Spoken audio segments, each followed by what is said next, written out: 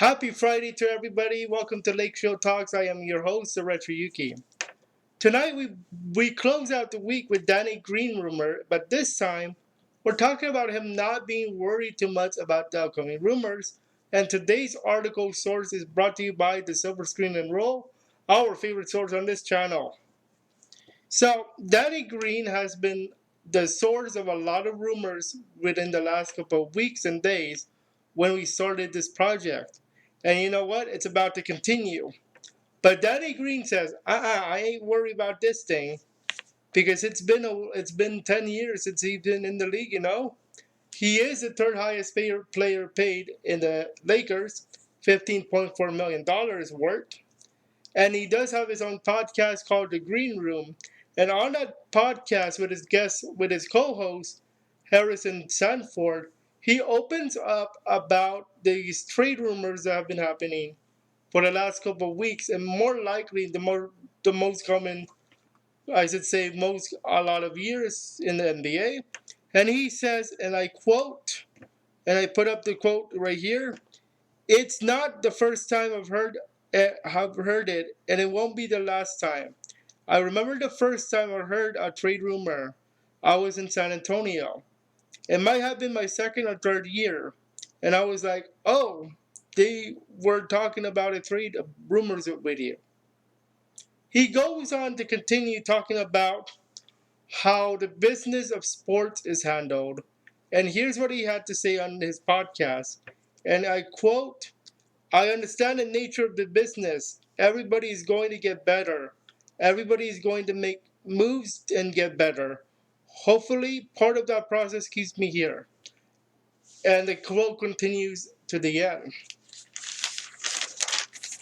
Now, Danny Green has already mentioned about a few things about next season, including what we discussed last night, talking about the NBA Players Association approving the December 23rd start for next season. And he says it's a shorter turnaround because, of course, December 23rd is only a month away or so. And you only have short training camps. Training camps, if the formal agreement is official, will begin December the 1st. And speaking of players that are new, he says that less time, the article goes into the fact that there is less time for new players to get into it. Now, Danny Green also talks about how the players could help him with the title defense and how he fits into it. And he goes on to say, "I think it will be better for us to keep the whole group together instead of bringing new faces. But that's above my pay grade. I don't make these decisions." So what he's referring to, of course, is the front office, because they make the decisions of trading players. He doesn't, because he's a player himself. But he hopes to be part of the season next year when we get into the new season and eventually the playoffs. Now, the article goes into what could happen if there should be a trade with Danny Green being involved.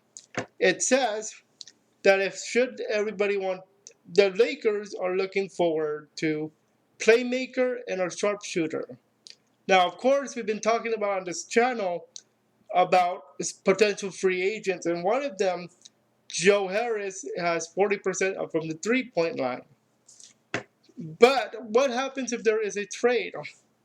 The article goes into that potential possibility by saying Danny Green, that Kyle Kuzma, the first round pick of the draft this year, and throw in Quinn Cook, $3 million for a good player.